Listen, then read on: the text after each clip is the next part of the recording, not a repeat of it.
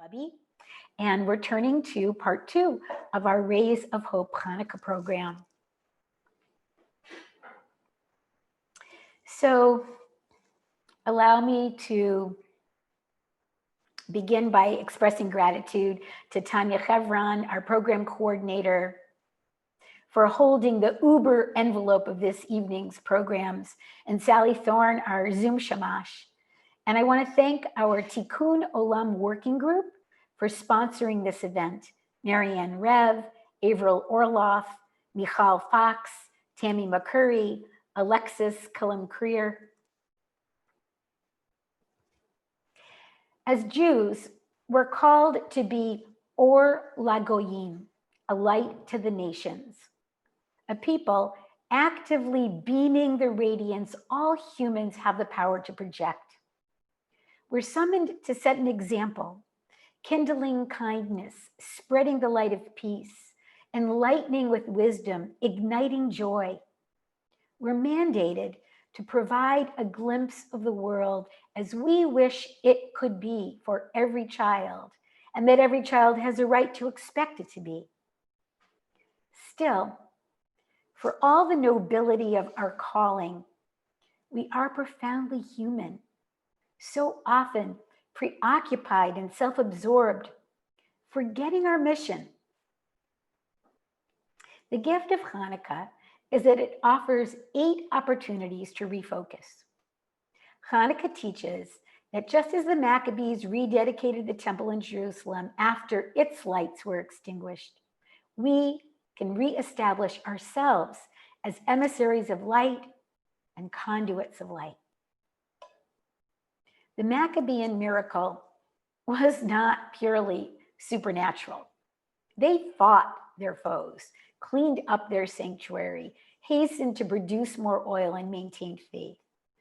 And for us, the miracle is that despite our lapses, we're still and always empowered to return to the task of maintaining the flow of light in our world.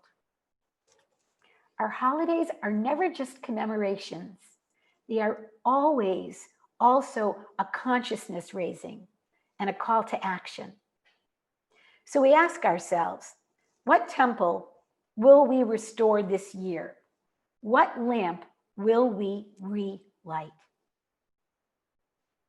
Central to our Hanukkah practice, we can ask our little ones how they can be lights in their families, help them to imagine and to enact their own high dream of their contributions. And we can ask our youth whom they admire, learn from them, learn about their role models, and tell them about our own mentors. We can ask our teens what issues we should shine a light on, exposing for examination. And we can help them to explore avenues of active engagement in the causes close to their own hearts. And of course, we want to explore all those questions ourselves, taking steps closer to the lights we want to be, the light we want to shine on injustice, and the light we want to bring to the darker corners. Over the past years, our communal celebration of Hanukkah has uplifted human rays of hope, honoring and learning about individuals who make a difference in the lives of children, our homeless population, women at risk in our city, refugees, climate justice, and more. And this year, Or Shalom features 2 authors, Bonnie Klein and Seth Klein, mother and son. For children, we've celebrated a book about a bubby who gets around on a scooter, and we've introduced our families to its author, a bubby who gets around on a scooter, bringing a celebration of elders and of differing ability to the fore. And for our teens and adults, we'll hear from Seth. Seth Klein, a climate activist who, in his book released in September, A Good War, Mobilizing Canada for the Climate Emergency, lays out an attainable plan for the systemic change we need to implement with real speed to attain a carbon zero Canada. One aspect of Hanukkah that I rarely dwell upon is the fact that the holiday, in part, celebrates a war victory. The successful Maccabean revolt against the persecution wrought by the Seleucid Greek Empire of Antiochus Epiphanes. This side of the holiday celebrates defiance against a power that demands assimilation or homogenization of identity, and more broadly, defiance of any totalizing empire that wishes to reduce everyone to the same or wishes to dominate and disempower minorities or minority perspectives. We could say it's an example of a good war. Seth Klein turns for inspiration on the battle against global warming to the good war that was World War II, when, as unprepared as we were, the social fabric, industry, and government mobilized with unprecedented haste to act on conscience. And because, frankly, the evil was so great that there was no choice. We live within an existential crisis, and we have no choice now.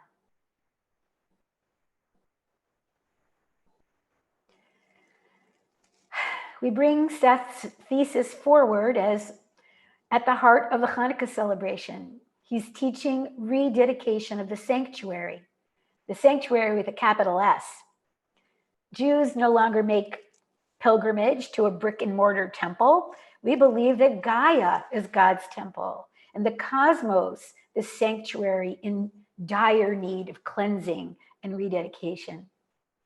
So I give you Seth, a child of this community who has served for 22 years as the founding British Columbia director of the Canadian Centre for Policy Alternatives, a public policy research institute committed to social, economic, and environmental justice. He's now a freelance researcher, writer, consultant, and speaker, and an adjunct professor with Simon Fraser University Urban Studies program. Seth is a founder and served for 8 years as co-chair of the BC Poverty Reduction Coalition, a network of over 50 community organizations in BC campaigning for a comprehensive poverty reduction plan. He's a founder and served for 10 years on the advisory committee of the Metro Vancouver Living Wage and Family Campaign. And he's a founder, advisor, and instructor for Next Up, a leadership program for young people committed to social and environmental justice.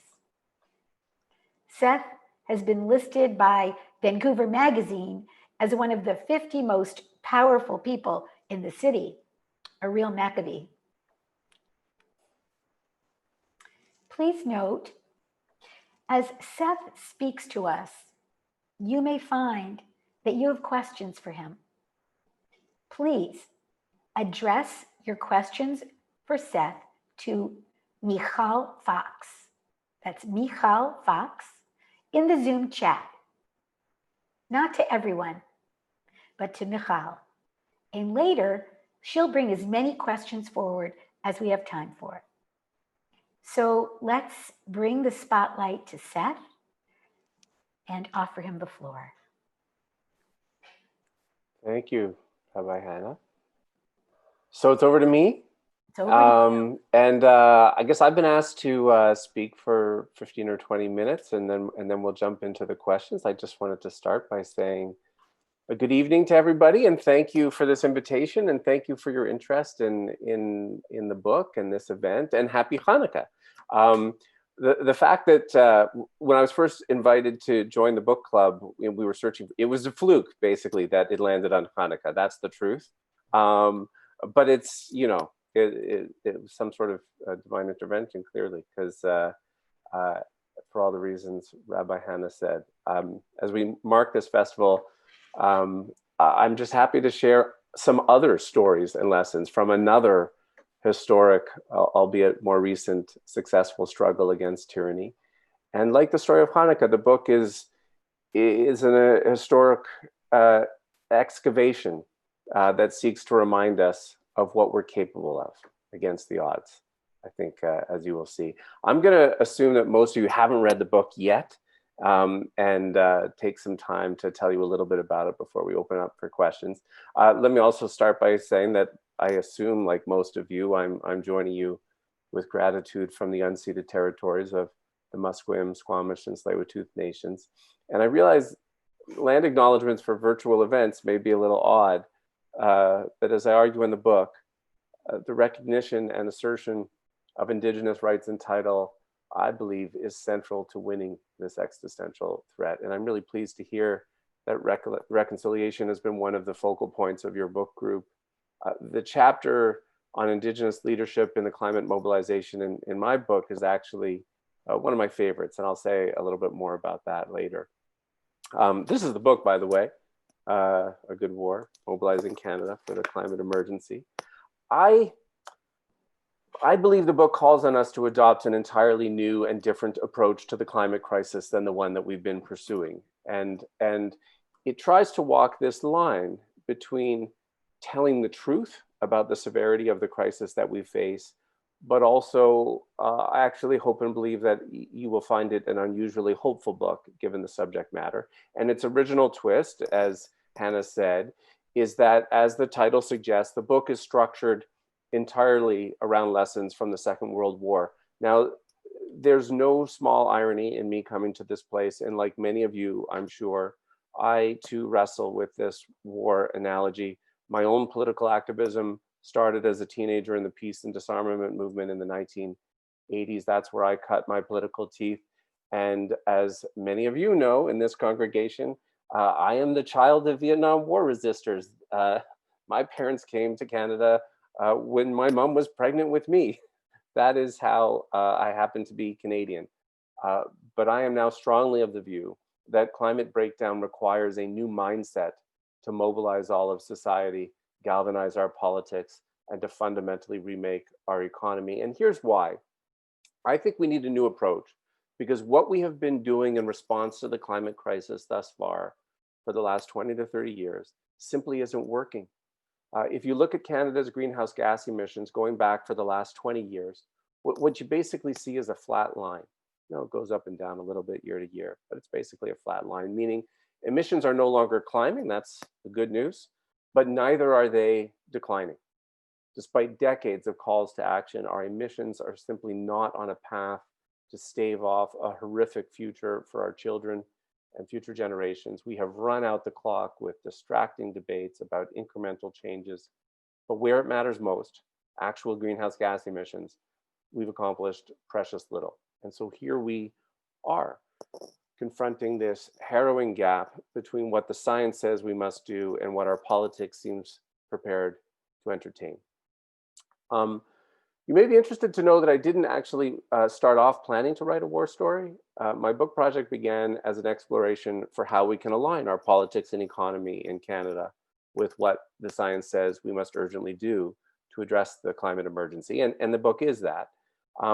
But initially, I had only planned to include a single chapter on lessons from the Second World War, because I had long been intrigued by World War II as an example of rapid economic transformation. You know, so many of us had this voice in the back of our head that says, you know, can we really do this quickly enough? And I think the World War II story of economic transformation says, yeah, we can, because we have. We've done it twice, in fact. Once to ramp up military production, another time to reconvert to peacetime, all in the space of 6 years. But as I delved into that particular chapter, I began to see more and more parallels, not just economic, between our wartime experience and the current crisis, and ultimately decided to structure the entire book around Canada's wartime experience. Again, not because I get all weirdly animated about war, but because I see in the history of our experience there a helpful and, in fact, hopeful reminder that we've done this before. We have mobilized in common cause across society to confront an existential threat. So the book explores what wartime scale climate mobilization could actually mean and look like.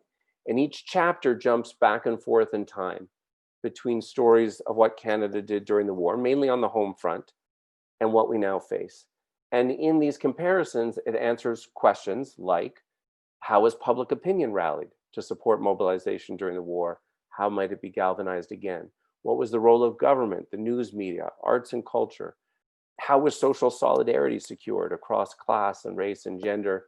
How can we do that again? How is national unity navigated and established across Canada's many provinces with all of their competing interests? And can we successfully achieve that again as we move off fossil fuels? How did we marshal all of our resources to produce what was needed? How can we do that again? How did we pay for that transformation? And can we mobilize the necessary finances once again? What supports were offered for returning soldiers? And is there a model there for just transition for fossil fuel workers today? What was the role of Indigenous people in the war? And what is it in today's transformation? What was the role of youth and social movements then and now?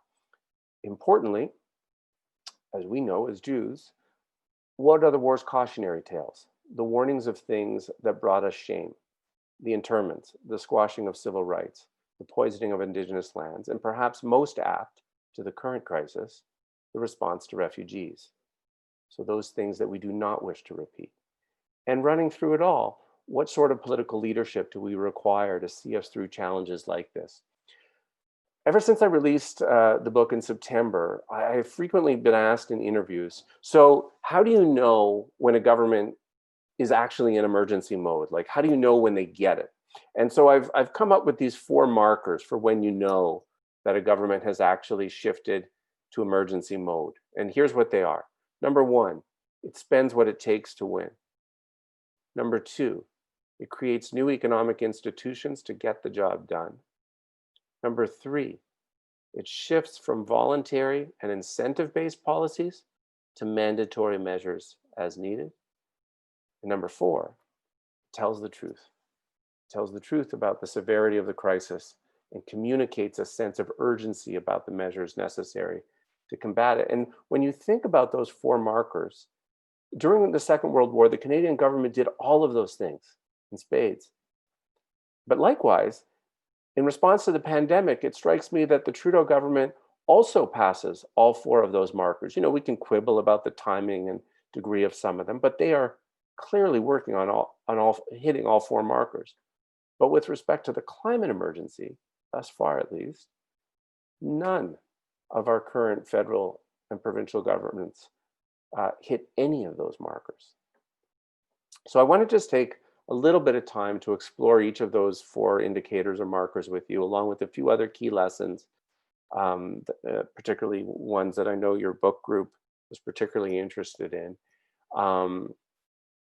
And in the book, I group all of these lessons into what I call the battle plan for climate mobilization. It's a 14-point plan outlining what it looks like to adopt an emergency mindset and do what it takes to win.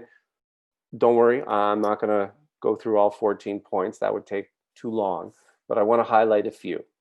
So lesson number 1, the first one I mentioned, spend what it takes to win. So a benefit of being in an emergency mentality is that it forces governments out of this austerity mindset. This year, in response to the pandemic, Canada's debt to GDP ratio is going to rise from about 30% to 50%. That's a lot in a single year. Still pales in comparison to the war. In the war, we ended the war with a debt ratio over 100%. And when C.D. Howe, who was the minister who oversaw all of Canada's wartime military production, was sort of pressed about this unparalleled level of spending, he famously replied, "If we lose the war, nothing will matter." In order to finance the war effort, the government issued new public victory bonds, and new forms of progressive taxation were instituted, including, interestingly, a cap on profits, by the way. So the kind of profiteering that we have seen in the pandemic was illegal in the Second World War. So it's my view that as we confront the climate emergency, financing the transformation before us is going to require that we employ similar kinds of tools. But so far, federal spending on climate action and green infrastructure, it pales in comparison to both the war and the pandemic response. The Trudeau government isn't merely spending a little less than it should to combat the climate emergency. It is spending less by a massive order of magnitude, and we can go into that more in the questions if you want.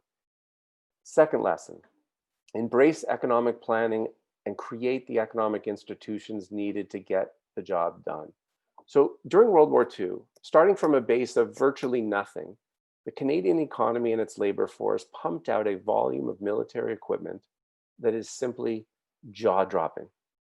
During those 6 years, Canada, with a population less than a third the size it is today, produced 800,000 military vehicles, more than Germany, Italy, and Japan combined, 16,000 military aircraft, ultimately building the fourth largest air force in the world at the time.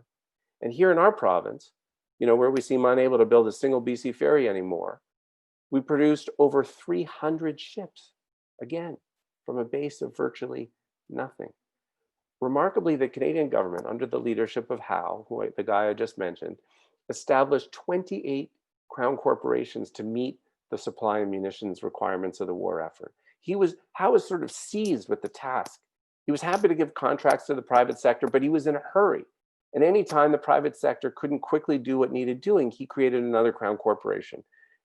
His department undertook detailed economic planning to ensure wartime production was prioritized. I hope you're getting a sense of just how different that is from how we're approaching the emergency today.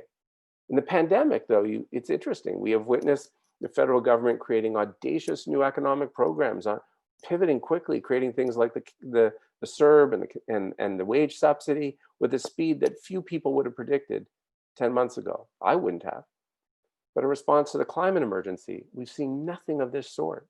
So in contrast to C.D. Howe's wartime creations, the Trudeau government has established in its time in office 2 crown corporations, the Canada Infrastructure Bank, which is basically a privatization vehicle. And you know what the second one is? It's the Trans Mountain Pipeline Corporation. It's the one that makes us all the proud owners of a 6-year-old pipeline from Alberta to our province. If our government really saw the climate emergency as an emergency, it would, like C.D. Howe did, quickly conduct an inventory of our conversion needs to determine how many heat pumps, how many solar arrays, how many wind farms, how many electric buses are we going to need to electrify virtually everything and end our reliance on fossil fuels. And then it would establish a new generation of crown corporations to ensure those items are manufactured and deployed at the requisite scale. Third lesson, shift from mandatory and incentive-based policies to mandatory measures.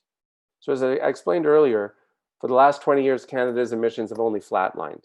Now, why is that? Major reason, I believe, is that if you survey all the actions to date, federal and provincial, it's almost entirely voluntary. We encourage change, we incentivize change, we offer rebates, we send price signals. What we have decidedly not done is require change.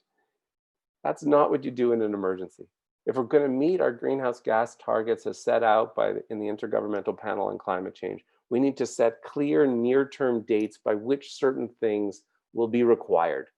For example, we would declare that you will no longer be allowed to buy a new fossil fuel burning vehicle as of 2025.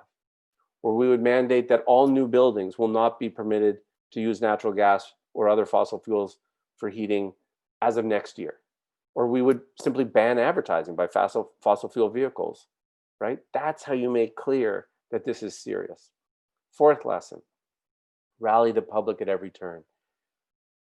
Many assume that at the outbreak of World War II, and I think many of us as Jews assume at the outbreak of the war, everyone understood the threat and was ready to rally. And you know what? That's not true. It took leadership to mobilize the public. In frequency and tone, in words and in action, the climate emergency needs to look and sound and feel like an emergency. What we need is for our leaders to tell the truth about the severity of the crisis. The leaders we most remember from the Second World War, like Churchill or Roosevelt, these were outstanding communicators who walked that careful line. They were forthright about the gravity of the crisis, still managing to impart hope. And their messages were amplified by a news media that knew what side of history they wanted to be on, and by an arts and entertainment sector keen to rally the public.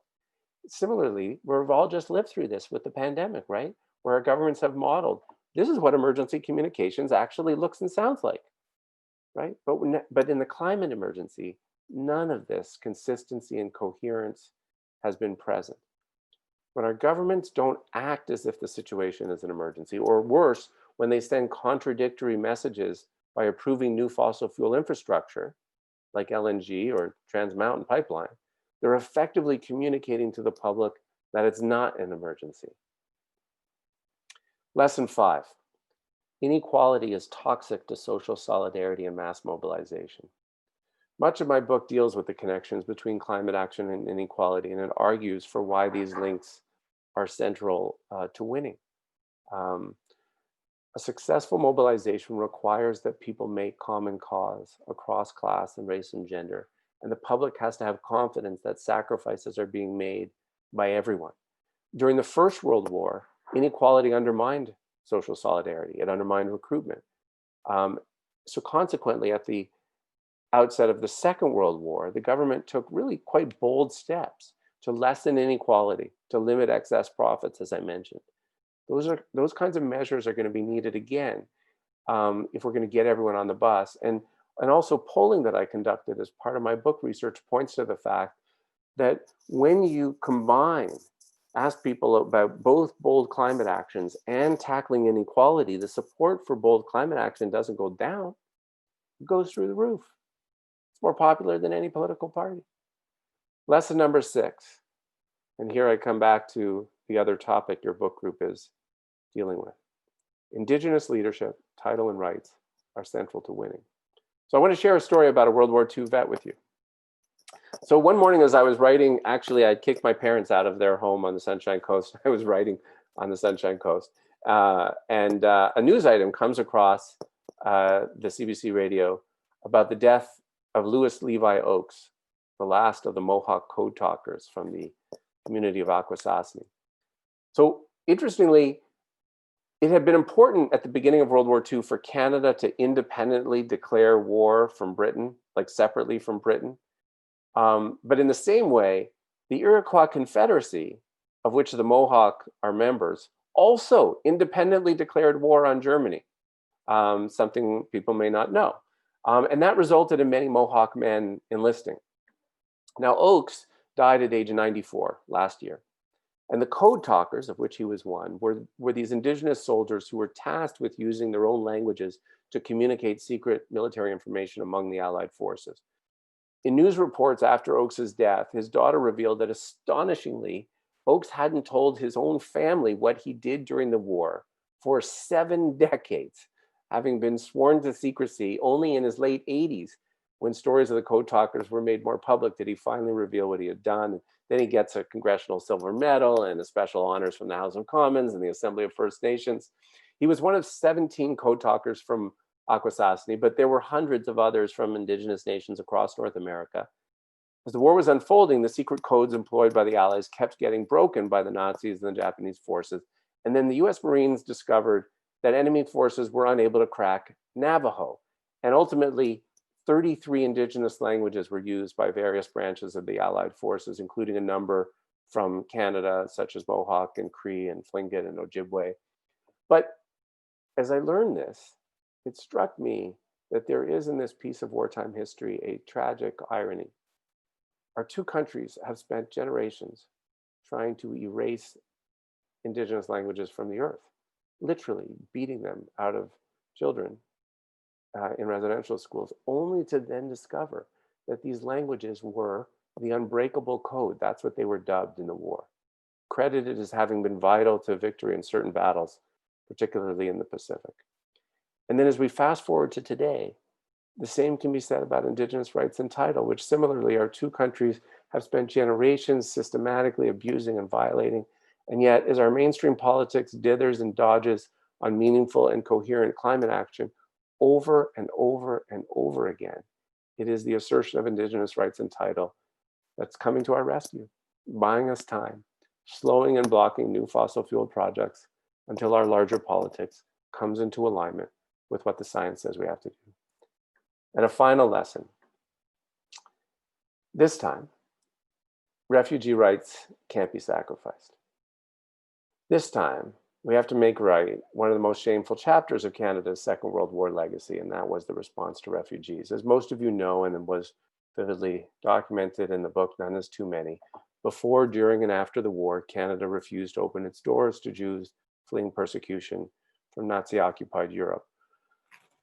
A few years ago, I heard a speech by the amazing Indigenous child welfare advocate Cindy Blackstock, in which she offered a very simple definition of reconciliation, which always stuck with me. She said, reconciliation means not having to say you're sorry twice. Think about that with respect to this cautionary tale. Canada only just recently issued a formal apology for the turning away of Jewish World War II refugees aboard the MS St. Louis. With that in mind, what will our response be in the face of climate migrants in the coming years, and how can we avoid a similar shame in the face of what will surely be a defining issue of the next half century to century? And I'll close with a final thought before we move to Q&A. And it's this. Like many of you, as I read the latest scientific warnings, I'm afraid. In particular, I feel deep anxiety about the state of the world we are leaving my kids and your kids and those who will live out through most of this century and beyond. All of us who take seriously these scientific realities wrestle with despair. That is the ambiguous time in which we live. The truth is, we don't know if we're going to win this fight. We will do what we need to do in time. But consider this. In the Second World War, Canada had a population of about 11 million people. From that, over 1 million Canadians enlisted. It's a remarkable statistic. But it is worth appreciating that those who rallied in the face of fascism 80 years ago likewise didn't know if they would win. I mean, when I say it, it's to sort of state the obvious, and yet we so easily forget, right? We know how this story ended. They did not. There was a good chunk of the war's early years in which the outcome was far from certain, yet that generation rallied regardless. And in the process, they surprised themselves by what they were capable of achieving and the speed and scale of what they did. And I think that's the spirit we need today. And now let's talk.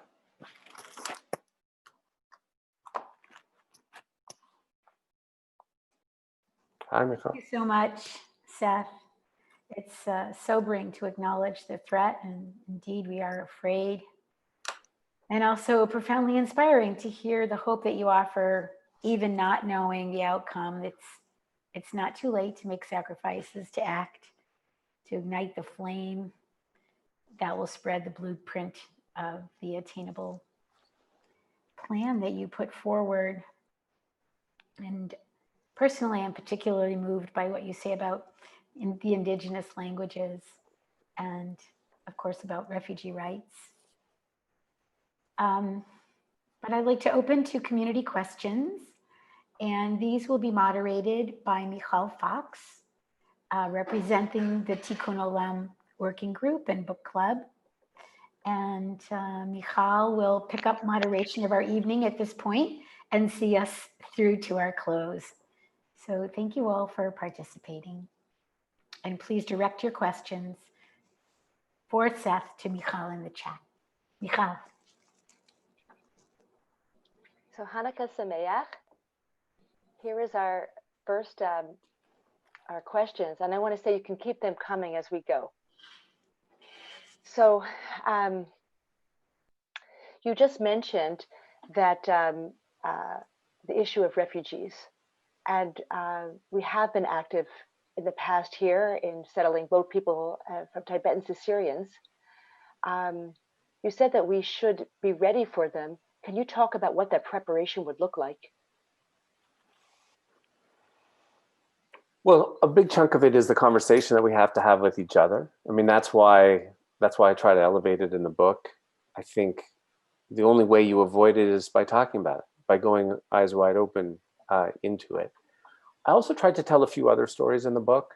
I mean, it's in many ways the book, while the book is intended for a wide popular audience, I specifically wrote it with progressive leaders in mind who say they get the crisis, but who aren't practicing politics aligned with it. And when it comes to refugees, I was particularly wanting to write to them, by sharing different stories. The MS St. Louis wasn't the only ship that we handled atrociously. I mean, Canadian history is littered with the arrivals of so many ships, including on Vancouver shores in the not very distant past, where we have responded abysmally, and where we have had political leaders that have animated all the worst in us. But every once in a while, it goes differently. So I tell you mentioned the word boat people. So I give an example in the book of one time when it went differently, and in particular, that was in response to the Vietnamese boat people in the late 70s, in the latter half of the 1970s, and I tell the story that I learned. Well, I particularly first learned about it from my mother, who was friends with Marion Dewar. So Marion Dewar was the mayor of Ottawa at the time that the global crisis was unfolding in the 70s around with Vietnamese boat people in UN refugee camps, and the call went out globally for wealthier countries to accept these refugees. And Canada's initial response, and it was Trudeau Sr. who was the prime minister at the time, was that Canada would take 5,000. And Marion, who was then the mayor of Ottawa, was appalled by this. And she was a very religious person, by the way, a Catholic. And she said, no, we'll take 5,000 in Ottawa. And basically issued a challenge to other cities to match them. And the faith communities got engaged and the media got engaged. And in the space of months, that original 5,000 target became 60,000. And we all have friends who are the descendants of those people who came then, don't we? So that's one of these times, but where the leadership of a very few people allowed for a completely different narrative to unfold. And all we can do is just keep telling these stories and deciding who we want to be.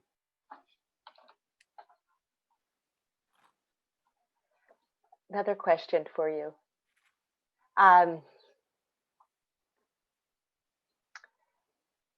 Given what we've spent during the COVID emergency, will there have to be a reset economically before moving ahead forcefully on the climate emergency? Great question. And the short answer is no. So, the impacts, there's lots to be very worried about with the pandemic, the health impacts, the impacts on the overall economy and on employment and on employment equality, particularly in terms of who's being most impacted. The fiscal impact, I'm happy to tell you, is not one of the things you need to be worried about. But let me explain. First of all, as I said earlier, while it's true that we've seen a big jump, particularly in federal spending this year, and that the debt to GDP ratio has gone from about 30 to 50%, at the end of the Second World War, it was somewhere between 100 and 150%. And that did not spell economic ruin. It, in fact, presaged a 30 period of record economic performance for Canada. But there is an amazing undertold story about the pandemic, and that is in particular the role of the Bank of Canada. Now, just to get a little wonky on you for a moment, since the start of the pandemic, the Bank of Canada has been buying up $5 billion in federal government securities a week since that mid-March point. Consequently, even though the federal debt to GDP ratio has gone from 30 to 50%, almost all of that is now held by the Bank of Canada, which is our crown corporation. It's owned by all of us. Every returns they have returned to the Treasury at the end of the year. So in fact, I think the opposite is true to the question. I think after all of these years of being told that we can't afford to tackle poverty, we can't afford to tackle homelessness, we can't afford to tackle the climate emergency, the cat is out of the bag now. The federal government and the Bank of Canada has just shown us what was possible all along when we treat emergencies like emergencies. And the final thing I'll say on this is that what's clear as we move out of the crisis response of the pandemic and into recovery, it's going to have to be state-led, that recovery, for the simple reason that the private sector and households are in no position to lead us out of this. They've been too whacked. The only debate then is, what form will that state investment take? Will it be investments to rebuild the old, or will we seize on this moment to catapult us into the new and rapidly decarbonize? And that's the real fight before us now, I think. So just this weekend, we heard about federal government announcing just on Friday to triple its carbon tax and spend more than $15 billion to pass Canada's 2030 greenhouse gas emissions reduction targets. And this will allow Canada to reduce emissions by more than 30% below 2005 levels by 2030. This comes after a 5-year battle with provinces over measures to cut emissions. And instead of relying on cooperation with the provinces, taking the leadership, the Trudeau revealed a suite of measures that his government controls. And this will be the first carbon policy that will meet its stated ambition, which is what you called mandatory.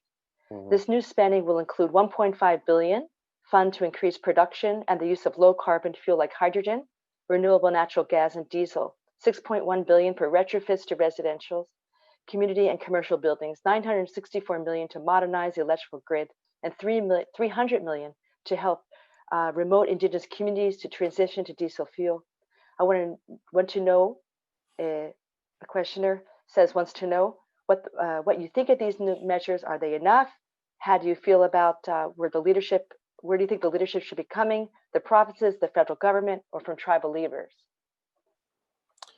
Well, this congregation has some delightfully nerdy and wonky people. But I'm, of course, love that question. How do I feel? I feel mixed about the announcement on Friday. It is definitely an improvement, and it is not an emergency plan.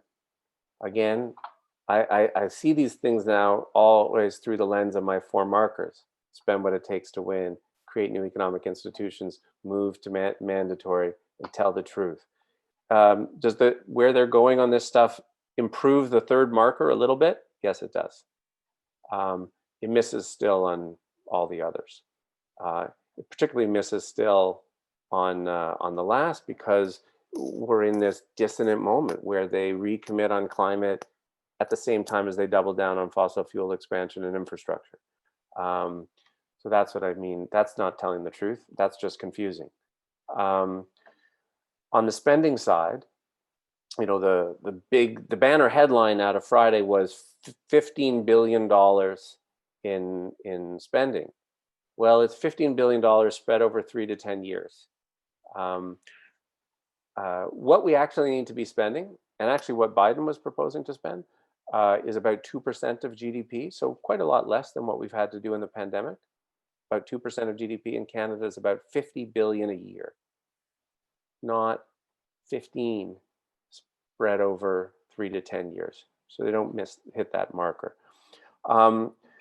I've long supported carbon taxes, and I do think that the increase to $170 a ton by 2030 is pretty gutsy.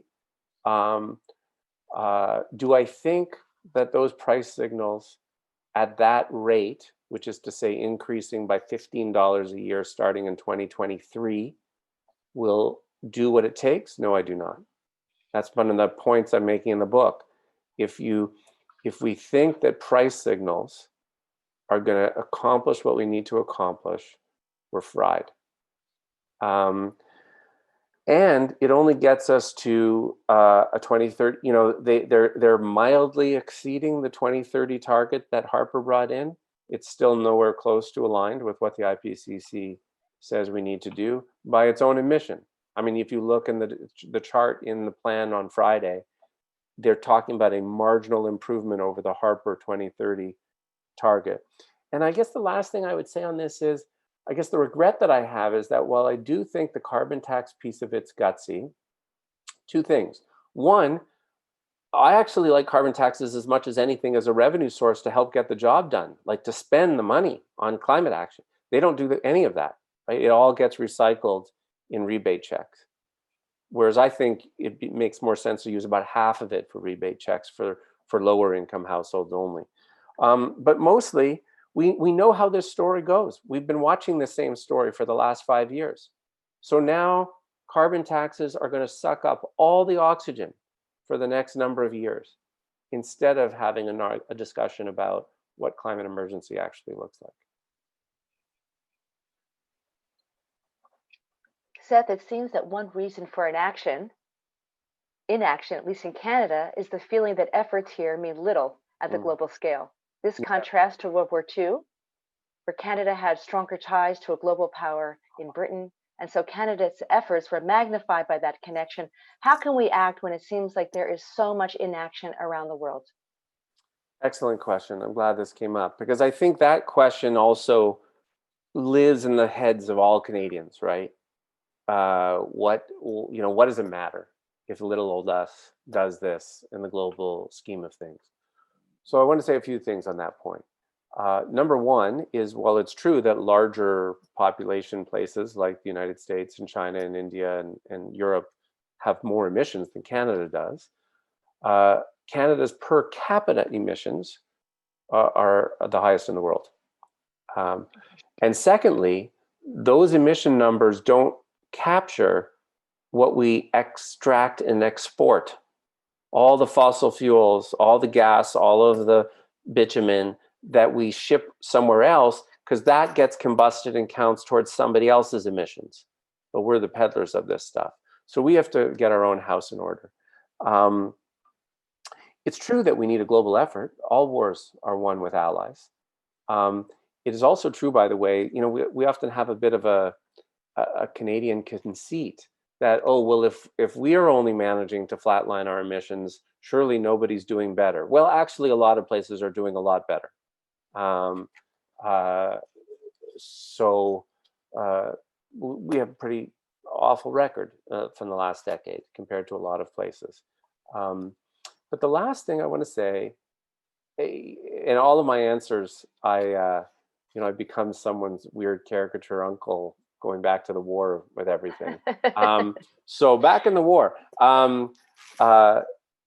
one of the things I love about Canada's World War II story is that it's true that Britain was engaged, but the United States was not. Canada joined the United States 2 years before the United States. And for much of that time, we were the only country in the Western Hemisphere that was engaged. And we were an even smaller country then, of a country a little over 11 million people. And at the end of that 6-year period, nobody questioned the value and importance of Canada's contributions. We have more questions. We're going to go on for a bit more. So you mentioned the recognition and insertion of Indigenous rights and title as a key piece of climate mobilization, but you only mentioned it in the context of slowing down things, not really at all about that you haven't demonstrated in what your talk was so far that it's a key piece of climate mobilization. Can you please do so? Yeah, well, so the book does highlight in particular the role of slowing down that expansion. And I wouldn't undersell that, by the way. I actually think that is of enormous consequence. We globally, we are going to get to climate emergency action. It's not a question of if, just when. And until such time as it happens, we desperately need people who are slowing things down until that happens. But I also do highlight the fact that some of the most inspiring alternative energy projects, renewable energy projects in the country are happening under Indigenous leadership. In fact, about 20% of the renewable projects in Canada are on Indigenous territories under Indigenous leadership. So they are both slowing things down and modeling the alternative. But I'm also saying there's also a caution in the book too that there's a tension throughout the book. I'm saying to our leaders today, model yourself on these leaders. Look at what they did, but also don't do what they did. in terms of the poisoning of indigenous territories by some of the very crown corporations that I laud. And so this time we have to figure out how to do emergency preparedness in collaboration, in true partnership, and in compliance with the UN Declaration. Based on what you last said about mentioning leadership, would it be appropriate for you to give your book to the progressive political leaders, and have you done that? Well, you are all welcome to buy as many copies as you wish. In fact, I should make sure that I give you the link here to my website so you can order the book. Hang on a sec there. There it is. It's in the chat. They can order that book right from us. Or they can get it from you. Very good. With a signed signature. Oh, right. Your signature right on it. Yes. But if you also want to buy it for all of your elected representatives, you can. I'll sign those too. I have given my book to many of them,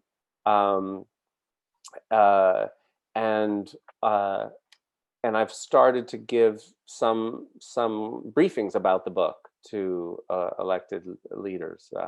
Just a couple Mondays ago, I did a video briefing for the Newfoundland NDP caucus and staff. And Newfoundland is an interesting one, right? Because they're, after Alberta and Saskatchewan, they're the largest source of oil. And I'm enjoying doing that. The book is this. I'm feeling like now that I've done this for 3 months since the book came out, what I'm loving about doing talks and briefings about the book is that it lets you make mischief with all kinds of different audiences. So many of us have this connection to World War II, this story. Maybe it's a familial connection or a cultural connection, but it doesn't matter if you're a conservative or a New Democrat or a liberal or a business leader or a labor person or a farmer or a journalist or an architect. You have some connection to this story. And there are people from that story who are important to your sense of purpose and legacy.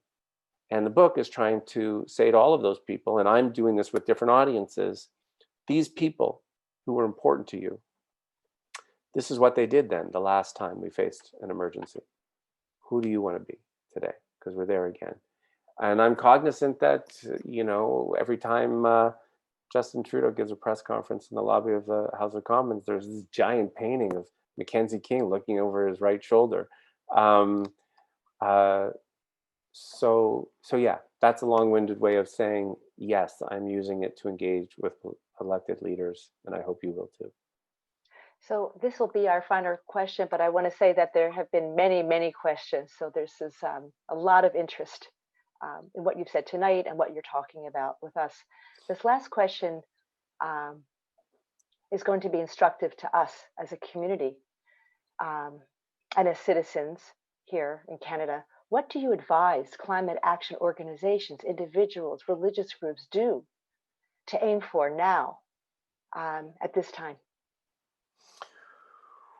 Well, so first of all, there is in the book a kind of a soft critique of a lot of our leading environmental NGOs for our own failure to be in emergency mode. I'm saying to everyone, it's time to get into emergency mode.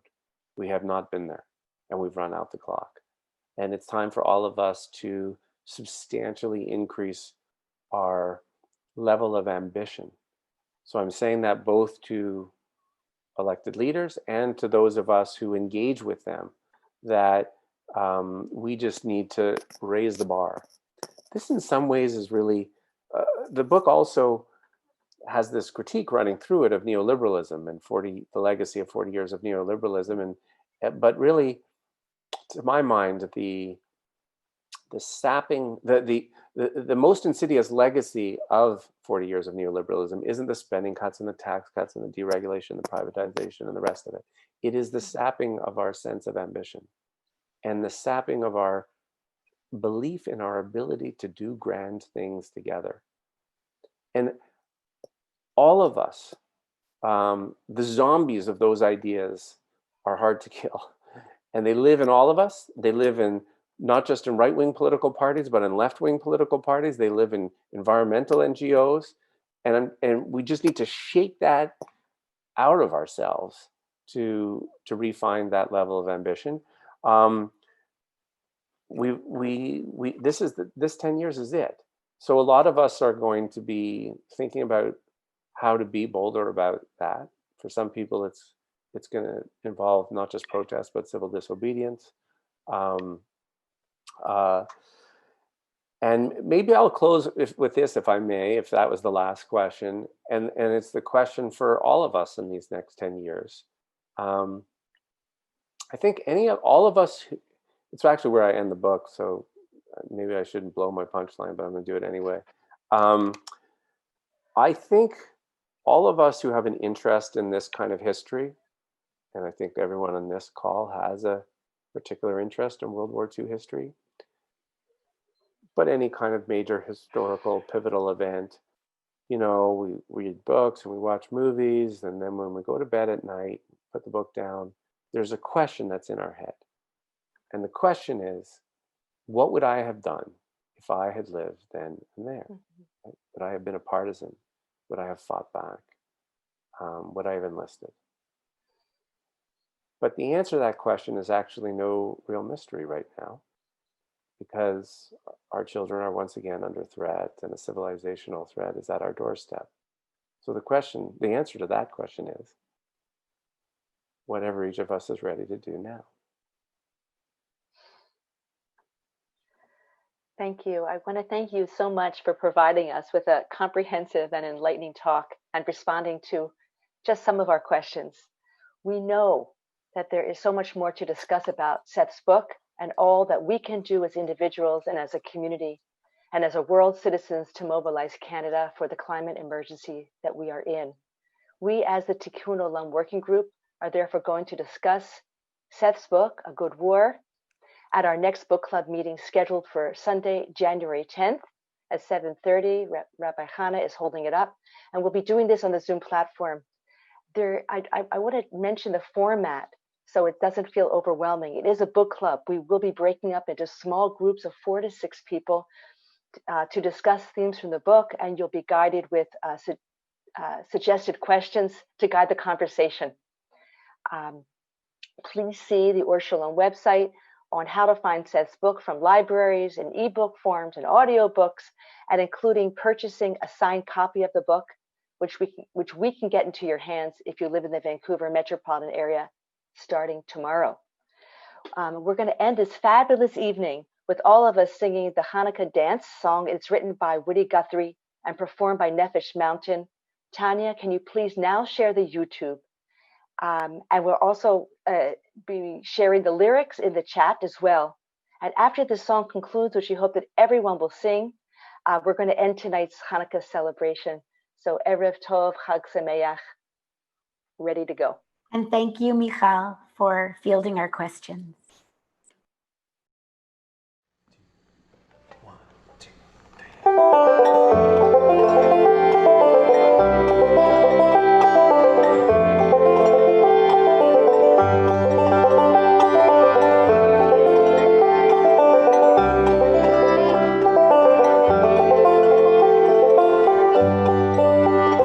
Tippy-tap-toe, happy Hanukkah, my little latka on your toes. Happy Hanukkah, and around you go. Clap your hands, happy Hanukkah, clap, clap hands. My little sugar pie on your toes.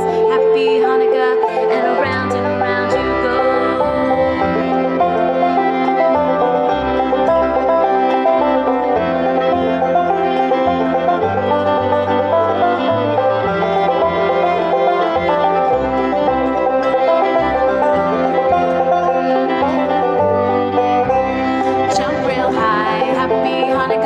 Jump high, my little latka on your toes. Happy Hanukkah, and around you go.